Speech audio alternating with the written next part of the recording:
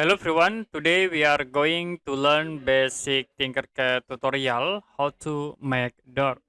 So first you can insert the box objects and then we can resize box. After that I will create again, you can select the box and I will select out this face. Next you can resize, we'll move from this point into here. Also in another side, the top here, then in the bottom. Okay, you can change these objects into hole.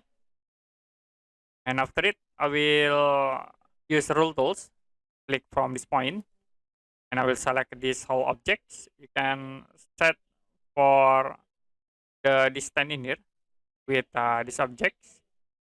I will set into here, like this, minus 19. And after it, you can select all, make a group. To create handles, like I will create cylinder at this face. You can click here cylinder. And then we can resize again the cylinder object. We can set at this point into 0,5. Also in here 0,5. And then in the height 0,5. Then move this object to here. We'll set again like into 1, make it more bigger. And the next, I will use the Sapphire tools and click from this face. Then resize again, to set into 2, 2, and then in here into 2. Now I will select these two objects,